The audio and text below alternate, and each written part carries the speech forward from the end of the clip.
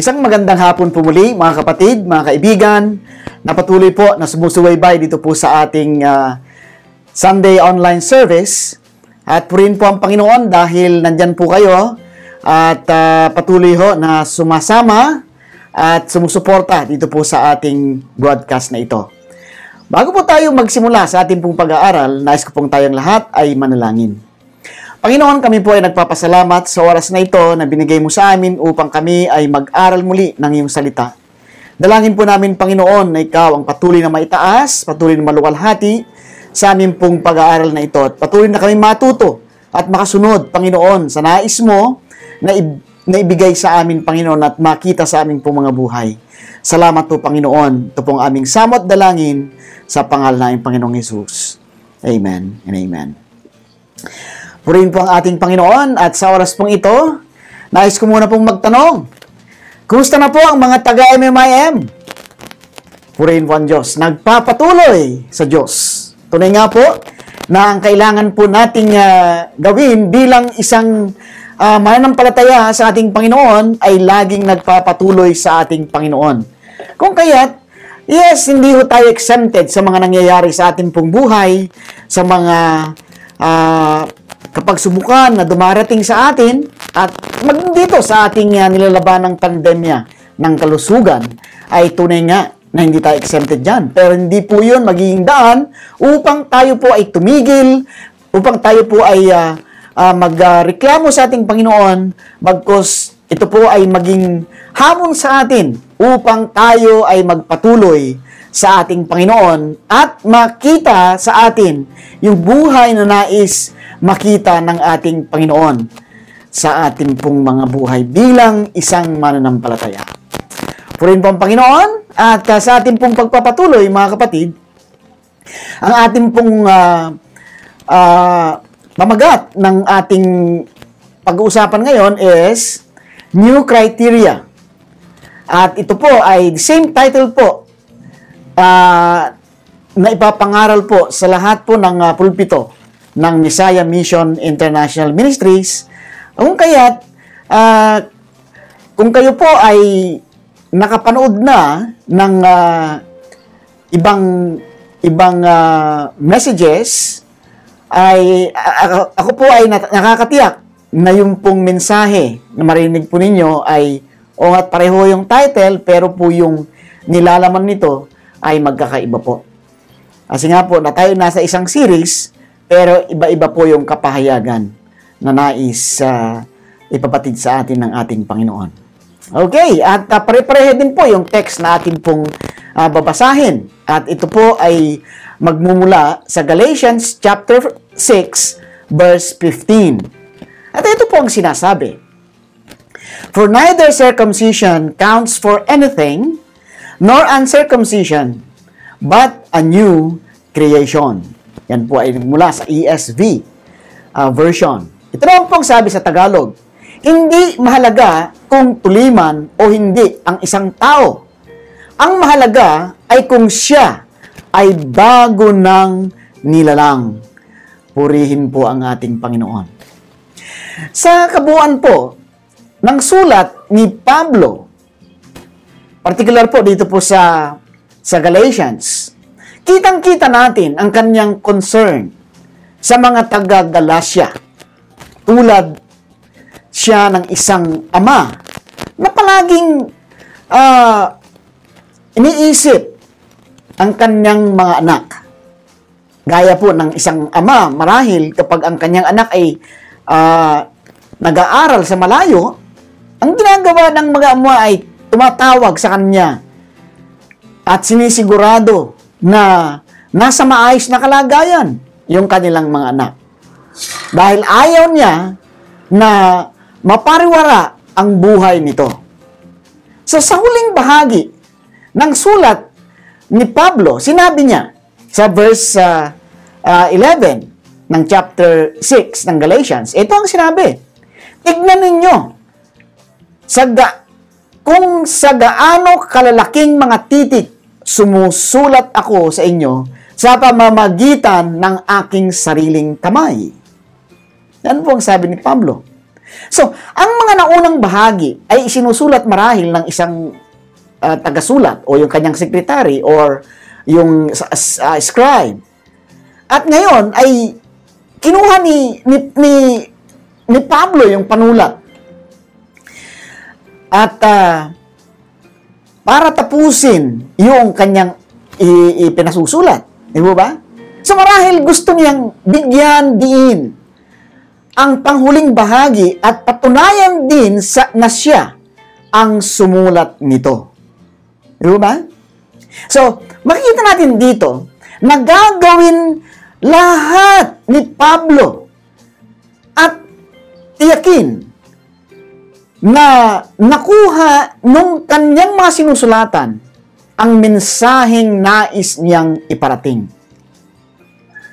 So, ito ay para sa ikabubuti nila at para sila ay hindi maligaw at para din sila ay maituwid sa kanilang mga pagkakamali at mapigilan yung patuloy na sila'y maligaw at madaya dahil sa pakikinig sa mga bulaang guro noong panahon na yon. So, tayo po sa ating pong buhay, bawat tao, ang tunay na kapayapaan ang ninanais. Di po ba? Sa dinami-dami ng kaguluhan, sa dinami-dami ng awayan, at di pagkakasundo sa mundo, hindi ba't hangad natin ang tunay na kapayapaan unang-una sa pagitan natin at ng Diyos? At ganoon din sa ibang tao. Nais nating maranasan ang habag at awa ng ating Panginoon. Ayun ba? So last Sunday po, ang title ng message na ibahagi at ito ay kasama nga dito sa series natin ay New Creation, New You. Kaya at ang text na hinimay po ng mga nagsalita o nangaral noong linggo ay nagmula po sa 2 Korinto, Kapitulo 5, versikulo 17. Di ba? Sabi, if anyone is in Christ, the new creation has come. The old is gone, the new is here. So nakita natin na kay Kristo pa rin nakasentro ang lahat. Dahil siya lang ang nakakapagbigay sa atin ng tunay na pagbabago. At dahil sa kanyang kamatayan, kaya tayo ay napawalang sala at itinuring na anak ng Diyos. Yan ay kung tayo ay nananampalataya kay Kristo. So at sa ating pong pagpapatuloy, yung new creation ay binanggit dito ni Apostol Pablo sa Galatians chapter 6, verse 15. Ulitin ko po ang sabi, for neither circumcision counts for anything, nor uncircumcision, but a new creation. Ang ganda pagkakasabi, di ba? Hindi mahalaga kung tuliman o hindi ang isang tao. Ang mahalaga ay kung siya ay bago ng nilalang. So now, we are going to see the criteria, we are going to see the model or prototype of a new creation. So let us see what it said in Matthew chapter 16, verse 24. And this is what it says. Then said Jesus unto his disciples, if any man will come after me, let him deny himself, and take up his cross, and follow me. Purihin po ang Panginoon sa kanyang salita. So the passage of Scripture na binasa po natin, just prior to this, is a highlight in the life of Peter. Kasi po dito po sa Matthew chapter 16, maalala natin na dito yung nagtanong ang Panginoong Hesus kung sino siya sa pagkakakilala ng mga tao. Iba-iba ang kanilang kapahayagan, di po ba? Ang sabi nila, ikaw daw ay si Elias, ikaw daw ay isa sa mga propeta. Kaya sabi nila. Tapos nagtanong ang Panginoon, kayo, sino ako sa pagkakaalam ninyo, sa pagkakaunawa ninyo? At ang sagot ni Pedro, ikaw ang Misaya, ikaw ang anak ng Diyos, the Son of the living God. So kaya nga ang sabi ng Panginoon kay Pedro, and Jesus answered and said to him, Blessed art thou, Simon Bar-Jonah, for flesh and blood has not revealed it to you, but my Father which is in heaven. So makita natin dito na talaga namang kung siguro kung titignan natin yung naging expression ni Pedro nung marinig niyang yon, talaga namang wow, nakakataas ng di ba? Nakakataba ng puso. Sipin mo, siya ang kinausap ng Panginoon, sa kanya sinabi at siya ang nagpahayag yung katotohanan na yan. Pero alalahanin din po natin, mga ilang verses lang po ang pagitan, maybe 5 verses, si Pedro po ay nagawa niya ang pinakamatinding kamalian sa kanyang buhay. Bakit? Ano ba yung ginawa ni Pedro? He rebukes the Lord. He places himself in the way of the Lord, fulfilling his mission on earth. Kaya nga, ang nangyari dito ay Jesus needs to rebuke Peter. At kailangan niyang maituwid ito. So, kung titignan natin yung pangyayari, Peter goes from one of the highest pinnacles of his life to the lowest position. Yeah? Bakit? How could this happen? Ngayon, titignan po natin, kung ito ay nangyari kay Pedro, then malamang na malamang po, mangyayari din po sa akin, sa iyo, at sa ating lahat, sa buhay natin. So, darating po sa punto ng buhay natin na tayo ay nasa highest ng pinnacles ng ating buhay. At tayo rin po ay darating doon sa pinakamababa. So, kapag nangyari sa atin ito, ano ang gagawin natin? Paano tayo makakalaya dito? So, let's examine it. Titignan natin dito, himayin po natin yung verse 24 ng chapter 16 ng Matthew. At ulitin ko po. Ang sabi, si Jesus ang nagsasalita rito. If any man will come after me, let him deny himself and take up his cross and follow me. So makikita po natin dito mga kapatid. Unang puntos po natin dito is the candidate. Tignan natin yung kandidato rito, the candidate. Sa verse 24, ang sabi niya, unang sinabi dito, if any man. So yung if any man na yan, siya po yung candidate. Sino ang tinutukoy ng Panginoon dito? Yung any man. At, ang totoo po dito, he is looking straight to Peter. They are eyeball to eyeball. Kasi kinakausap niya si Pedro rito eh. He is saying, Peter, if any man will come after me. Now, he is using Peter as an example for our sakes. Right? He is telling Peter how to be raised from the low spiritual place he has gotten himself into. So, nais ni Jesus na malaman ni Pedro na may nagawa siyang terribling kasalanan at para hindi na maulit ito sa mga darating na panahon. Ito ang sasabihin niya kay Pedro. Now, this means that you can be in the same place Peter was. Right? You may be in the very low state of your Christian happiness. You may have denied Christ as severely this week as did Peter. Your victory may have gone out the window. O maaring nadapa ka, maaring bumagsak ka, maaring mistulang nakasubsob ka sa lupa. So it's not often that you see Christian in a real place of victory. Di ba? Hindi madalas makita natin ito eh.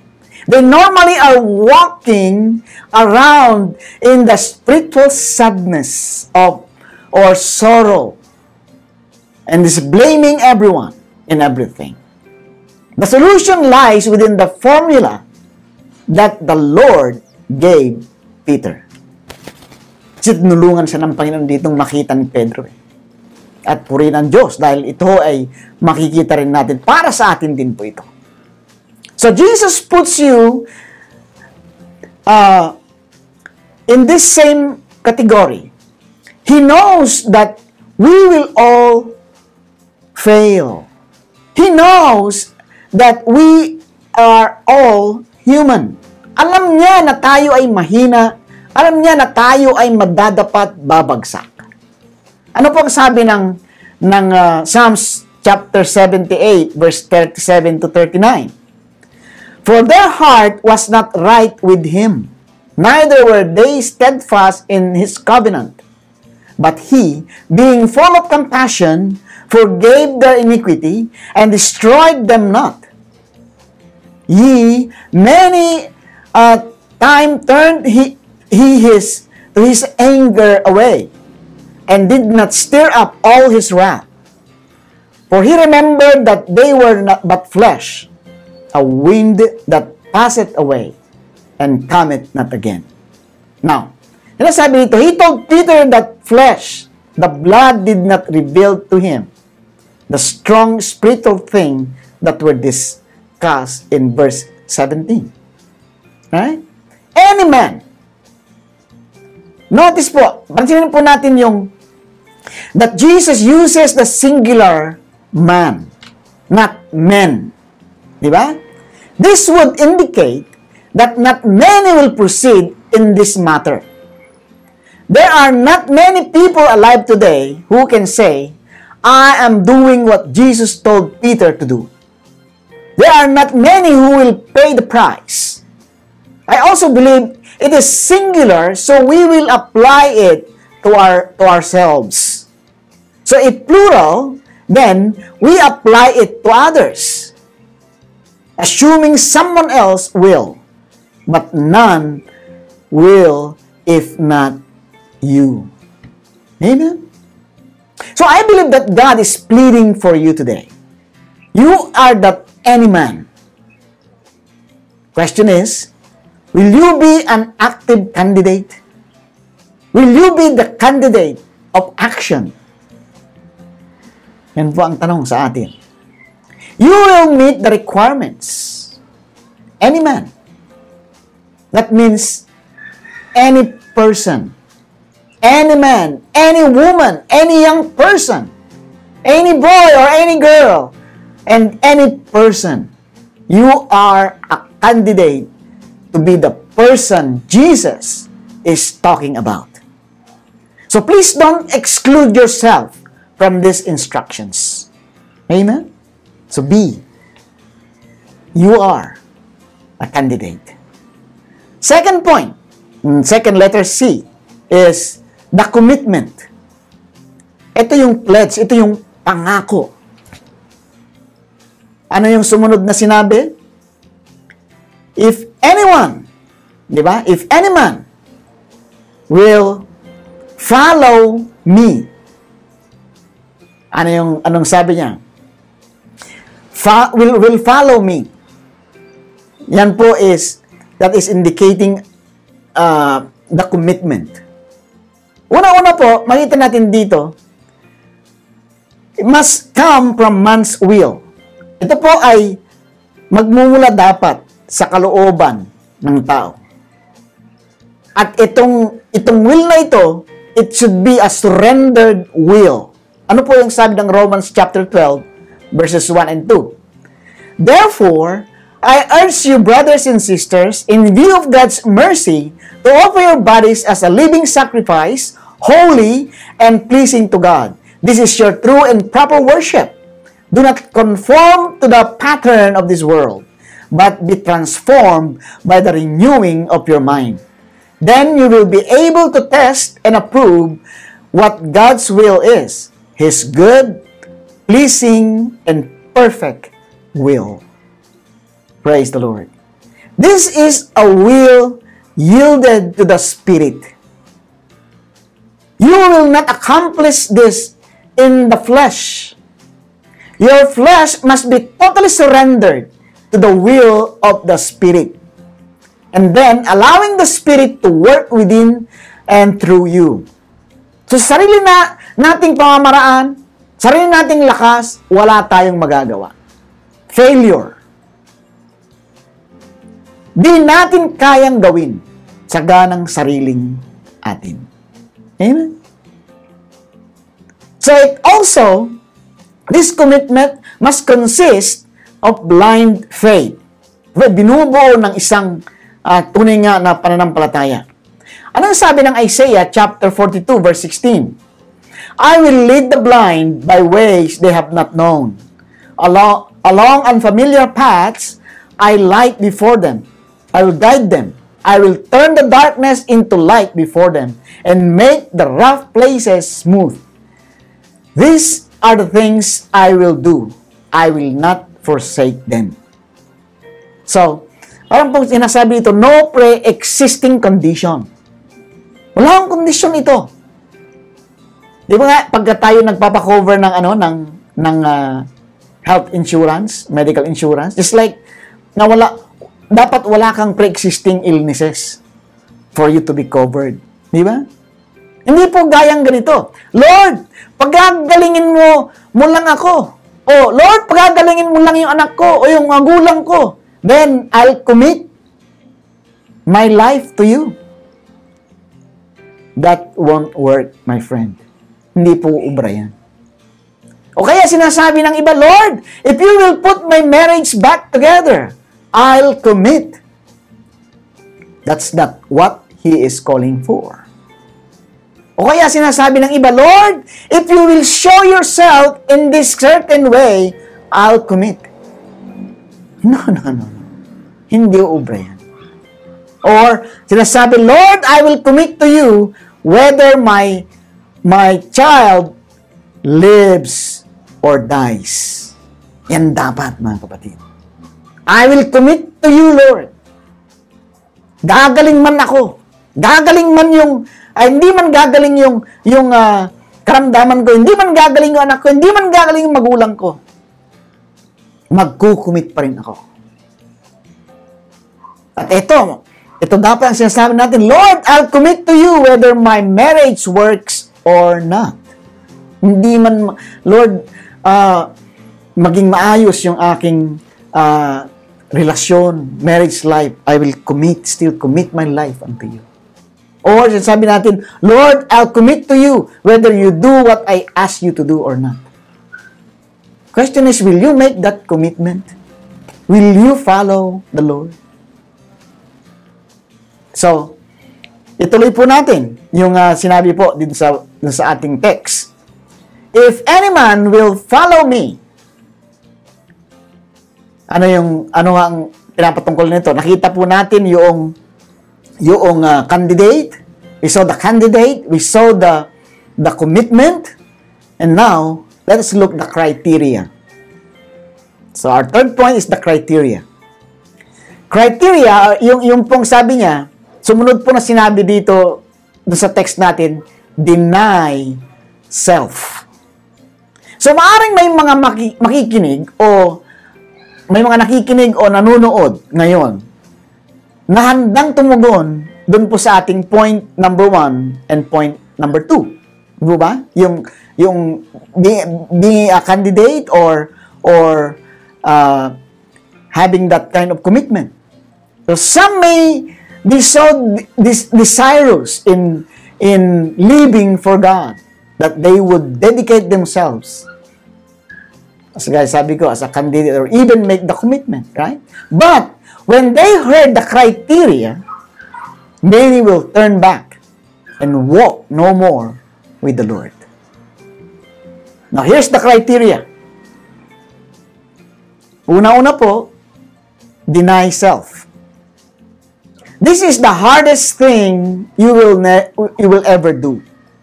To deny self is to put self to death. Lalagay po natin yung ating sarili sa kamatayan. Self no longer lives. Self is an enemy to your mission. Self is a stumbling block that must be eliminated. Kumbaga sa computer term po, kailangan po siyang ma-delete itong self. Yung pong deny self doesn't just mean to be disciplined. It means to be deceased. Kailangan po itong mamatay. Hindi lang ito madisiplina, ito dapat ay mamatay.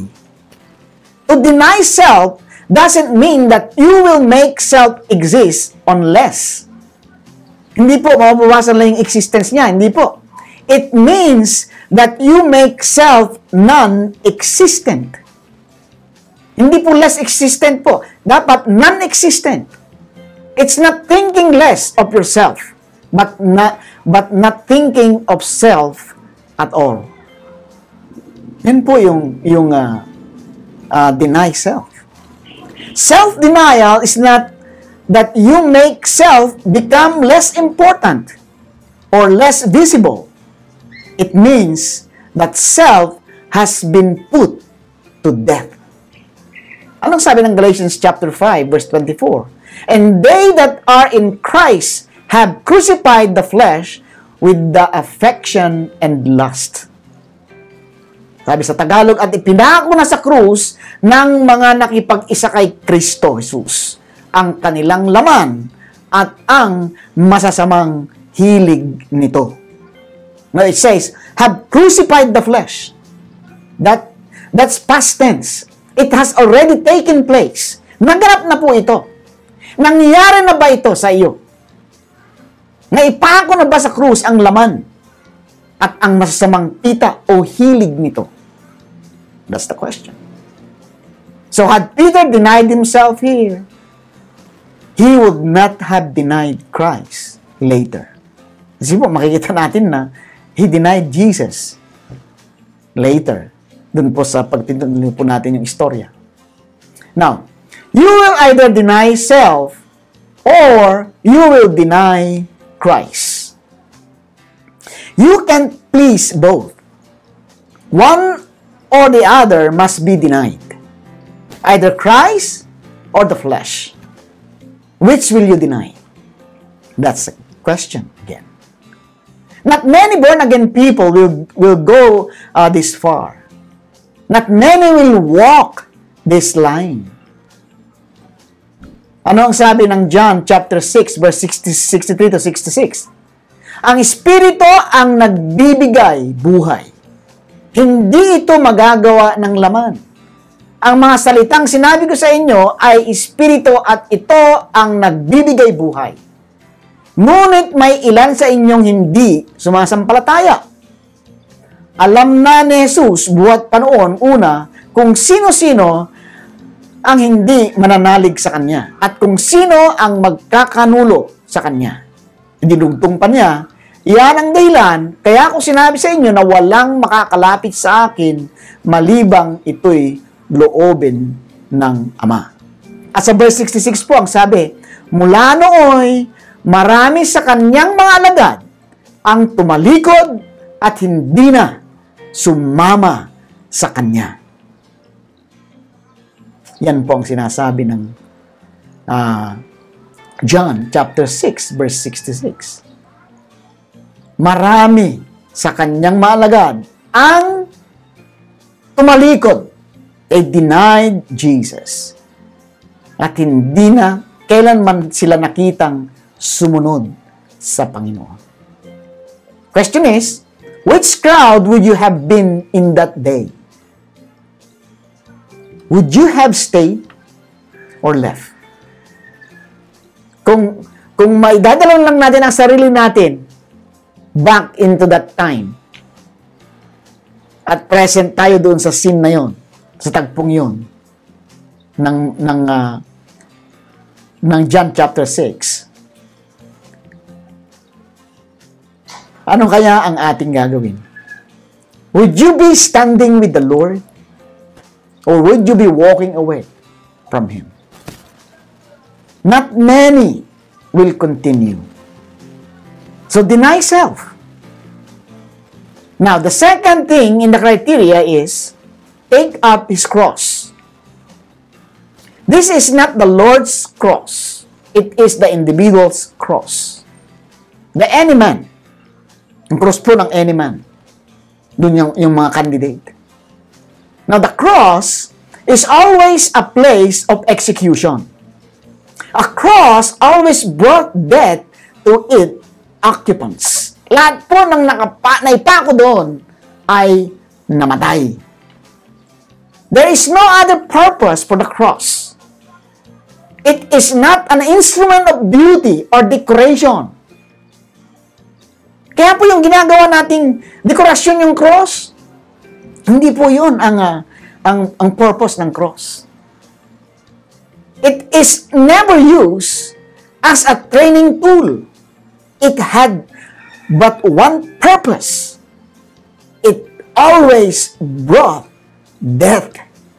Kamatayan lagi ang hatid ng cross. Bearing a cross is not having a mean or masungit na amo or boss sa trabaho. Bearing a cross is not driving an old or yung pupugak-pugak na sasakyan. Mahirap na hirap ka. Kaya wala kang matirhang magarang bahay o maisuot na magarang damit. It's not.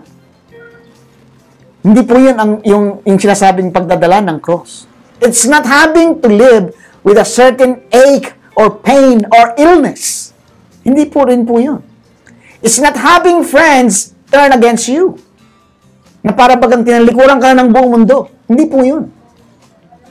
Taking up your cross is to exchange your life for the cause of Christ. A cross did not make people stronger. A cross did not make a person more conscious of a certain cause. It always meant death. No human ever returned from the cross. There are no plans beyond execution. Wala nang plano pagkatapos ng execution. Tapos na dun. Self dies. Once a person was executed on the cross, they never promoted self again. Right? Problem is, we have this flesh with us. And this sin nature that revives over and over again. Resurrecting wickedness in our lives. Pangalawa po, the execution must be done daily. Anong sabi ng Luke chapter 9 verse 23? Then he said to them, whoever wants to be my disciple must deny themselves and take up their cross daily and follow me. Sabi sa Tagalog, at sinabi niya sa kanilang lahat, ang sino mang nagnanais sumunod sa akin ay kailangang itakwil ang kanyang sarili. Pasanin araw-araw ang kanyang krus at sumunod sa akin. Jesus is to replace everything in our life. Our desires, our hobbies, our wishes, our fantasies, everything. We are to totally empty self, and when nothing is left, then Christ can take over. Amen? There can be no competition.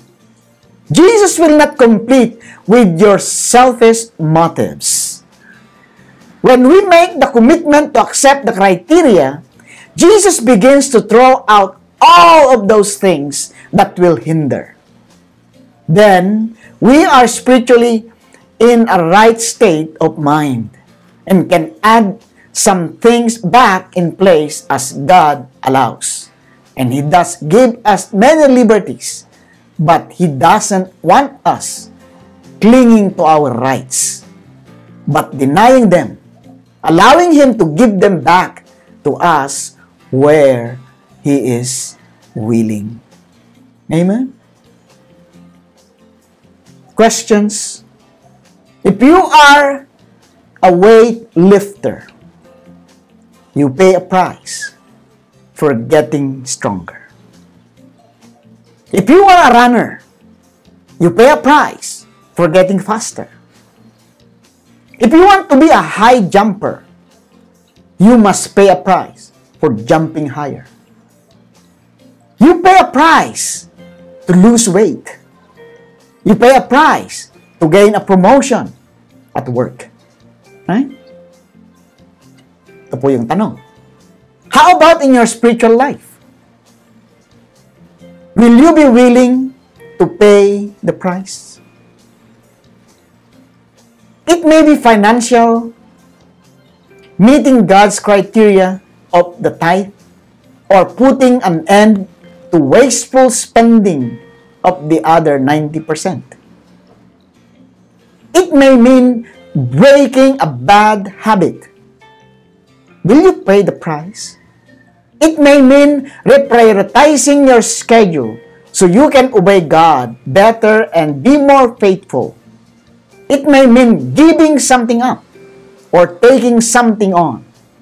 It may mean allowing yourself to be wrong and taking the high road. So bilang mga new creation,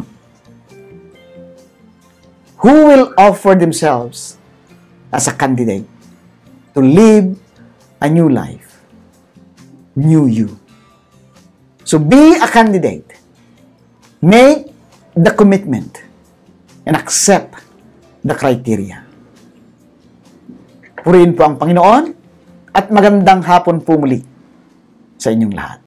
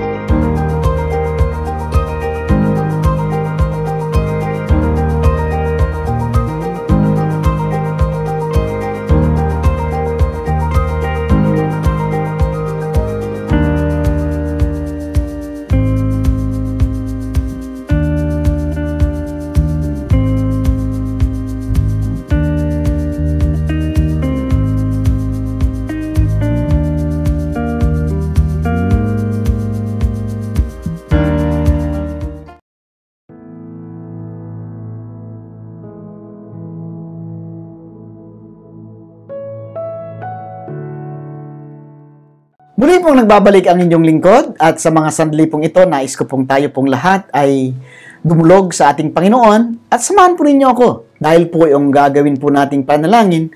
Ako po ay naniniwala na ang Diyos ay tumutugon. Amen? Kung kayo po ay may mga kahilingan, yan po ninyo, hindi ban po natin mapanggit dito, ay alam ng Diyos kung anong laman ng puso natin. Kaya't samahan po ninyo ako at kayo po ay makipag-isa dito po sa ating panalangin. Panginoon, kami po ay nagpapasalamat sa oras na ito na binigay mo muli sa amin upang kami, Panginoon, ay dumulog sa trono ng iyong biyaya. Dalangin po namin, Panginoon, na ikaw ang patuloy na kumilos sa amin po mga buhay. Salamat po, Panginoon, dahil meron kaming Diyos na patuloy na nakikinig, patuloy, Panginoon, na may kapangyarihan, Panginoon, na tumugon sa bawat hinaing ng iyong mga anak, Panginoon. At kami po ay nagpapasalamat, Panginoon, dahil marami kang mga pangako na maaari naming tapitan, Panginoon. At sa mga sandali pong ito, Panginoon, kami ay tunay nga po, Panginoon, na humihingi ng kapatawaran. Kung kami, Panginoon, ay marami po kami mga pagkukulang, at hindi namin naibibigay ang the best namin, Panginoon, sa iyo. At madalas, Panginoon, yung katapatan mo ay hindi namin nasusuklian ng katapatan, O Diyos. Bagkus, Panginoon, madalas kami ay nakagawa ng taliwas ng naayon sa iyong kalooban. Patawarin mo po kami, Panginoon. At sa mga sandali pong ito, Panginoon, kami rin po ay patuloy po na humihingi sa iyo ng iyong gabay sa amin pong spiritual na buhay, Panginoon. Hayaan mo po, Panginoon, na tunay nga na maialay namin ang aming mga sarili, Panginoon. Na kami ay mamatay sa aming sarili, Panginoon. At tunay nga na yung dating kami, Panginoon, ay mailibing na ito at hindi na muling makita pa sa amin, Panginoon. At yan mo nga po, Panginoon, na yung criteria, Panginoon, na ibinigay mo at inilahad mo, Panginoon. Dalangin po namin, O Diyos, na kami ay makasunod sa mga ito. At kami rin, Panginoon, ay maging ehemplo, Panginoon, ng mga taong nakatingin sa amin upang sa ganun ay patuloy na ikaw lamang siyang maitaas at masentro sa amin pong mga buhay. Salamat po, Panginoon. Ganun din, Panginoon, na hiniling din namin, O Diyos, na ang mga karamdaman, ang mga problema, ang mga pangangailangan, ay hindi po ito maging dahilan, Panginoon, para kami ay sumuko, para kami ay hindi makasunod sa iyong kalooban, Panginoon. Bagkus, Panginoon, ang mga ito ay magsilbing hagdanan namin, magsilbing baitang upang kami ay makaakyat, Panginoon, at patuloy na makita namin at mapalapit kami, Panginoon, sa iyong presensya at sa iyong relasyon namin sa iyo lalong mapatibay, Panginoon. Lord, ayan mo po na kami ay matuto sa magitan, Panginoon, ng mga kinakaharap naming mga kapagsubukan ito, Panginoon, upang kami patuloy na maging matatag sa aming pong buhay at sa aming paghihintay sa iyo ay madatnan mo kami, Panginoon, na matatag at masaya at may pag-asang naghihintay sa iyo. Salamat po, Panginoon, at patuloy din po, naggabayan mo kami, bigyan mo kami, Panginoon, ng proteksyon laban sa mga maling katuruan o mga tagapagturo, Panginoon, na mapangligaw, Panginoon.